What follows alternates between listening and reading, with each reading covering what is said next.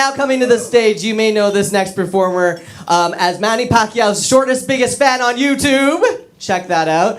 Give it up for our Erick Esteban!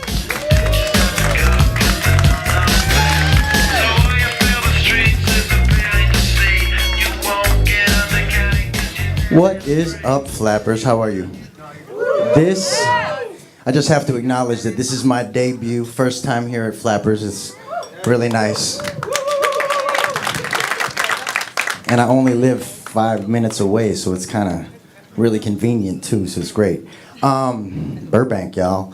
I'm a very superstitious comedian. So every time I do a first show, I always wear this Bruce Lee shirt. First, because it reminds me of the first time I saw somebody on TV that looked like me. You know, because Bruce Lee was the first dude who kind of looked like me on TV. I mean, for a little while, I kind of thought he was half Filipino, or at least I told myself that. Just because, you know, I wanted him to be my uncle. Really, I wanted Bruce Lee to be my uncle. But anyway, I'm a superstitious comedian, so every time I wear this Bruce Lee shirt, and I always wear my Jordans. Because I'm from Chicago, I grew up in Chicago, and it's like required footwear there. And also, I mean, I understand all the ramifications behind Jordans. You know, they're overpriced. They're made by little kids in China. I get it. But I have never encountered in my life a pair of sneakers that make my dick feel bigger. For real. When I wear my Jordans, now, it's still small as fuck, but when I wear my Jordans, feels bigger. You know what I mean? I always hesitate to open up with a dick joke, especially when there's titas in the audience, because I always feel uncomfortable talking about my dick when I see titas. You know, I mean, it's true. You don't want to talk about your dick when tita's there. It's like, oh my God, he's talking about his bootin'. Sorry. No, but it's true.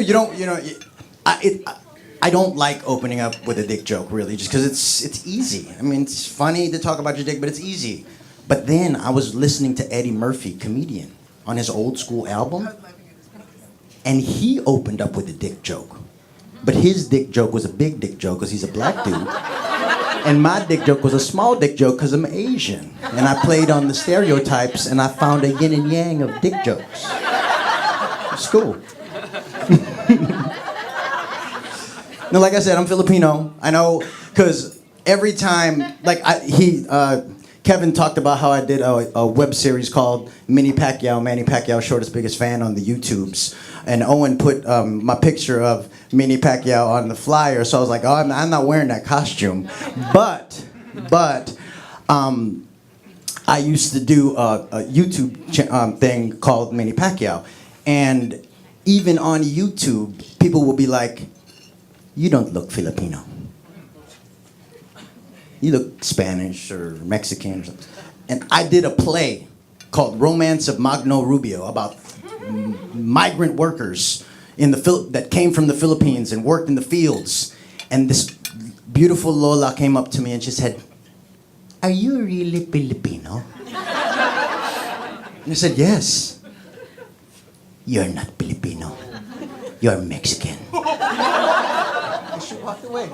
She walked away. And I was like, fuck you, Lola. For real.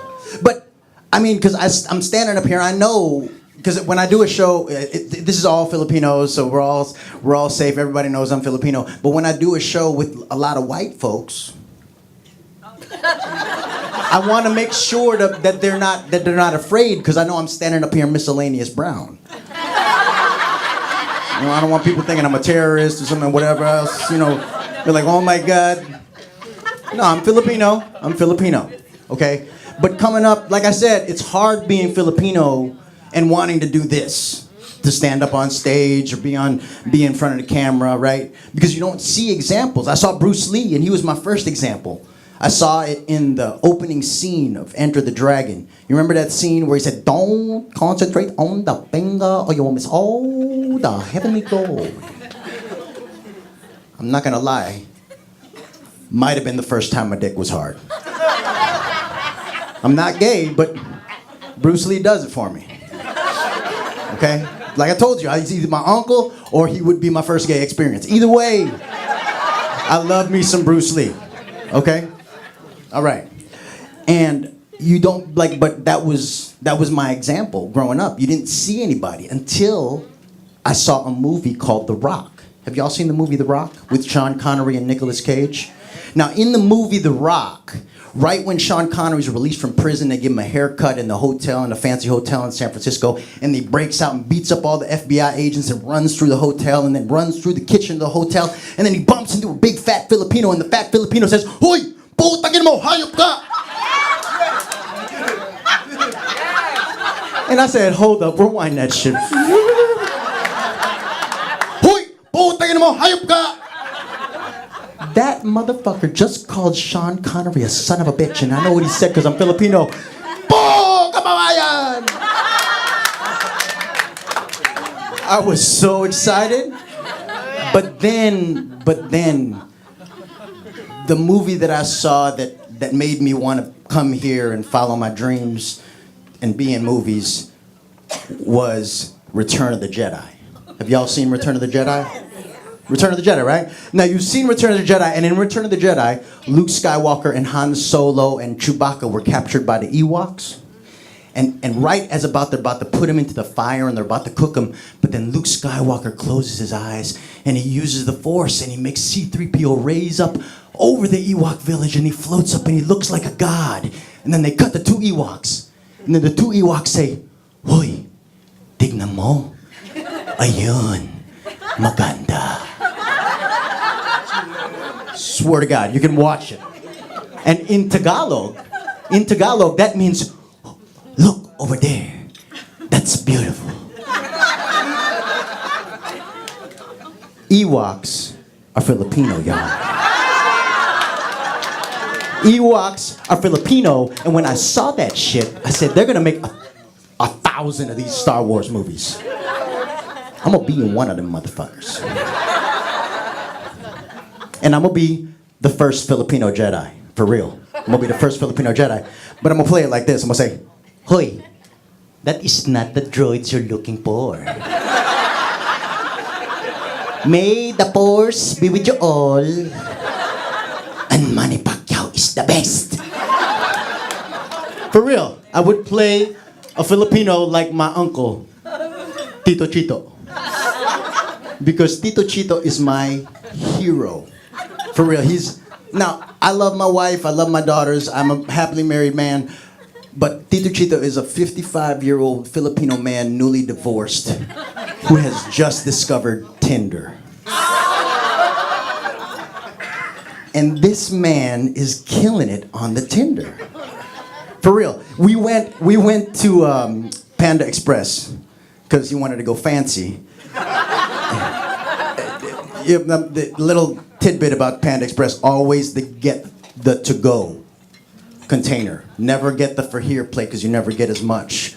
That's a Tito Chito wisdom. But Tito Chito, he said, we're sitting there, we're eating our Panda Express, and then he says to me, "Hoy, Eric, do you know about this Tinder?" "Yeah, I've heard about it. It's like a dating app, right?" I was like, "Oh no. If I have this Tinder when I'm your age, I probably fuck like Will Chamberlain." What? Wait, what? I never know how easy it is to get the peck-peck. The peck-peck? Oh, you don't know Tagalog very well. Peck-peck is pussy. Okay? I'll tell you, I explain. Okay. If you right swipe it, oh, wait. Okay. You see the girls, there's pictures there. And then if it's a good one, you right swipe it. But if it's ugly, you left swipe it. But here's the key. If you right swipe her, and she right swipe you, pussy.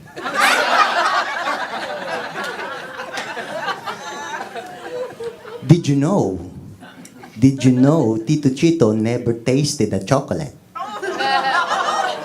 What? What are you talking about? You've never eaten chocolate? No, I've eaten many chocolate. But I've never tasted Ebony Love. But last night, I hooked up with a lady named Lawanda. And chocolate is delicious.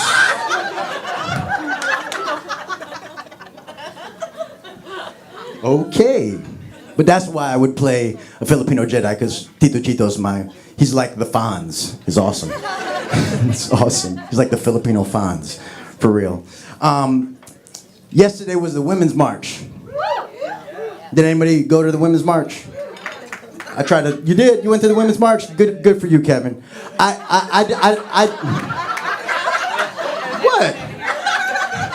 Why is that funny? That's good. You got to participate. We as men have to listen. We have to be there for our sisters and our mothers and our daughters. We have to do that. So yes, that's good for you, Kevin, to be there. I mean, because being real, like the Women's March was effective protest against this president, right? Because I'm not a fan of the president that we have currently. And I'm always for effective protest. So I'm always looking online for people who are protesting the president in effective ways. And I found online that we live very near an effective protest area. The Donald Trump Hollywood star is apparently being shit on by our fellow Americans.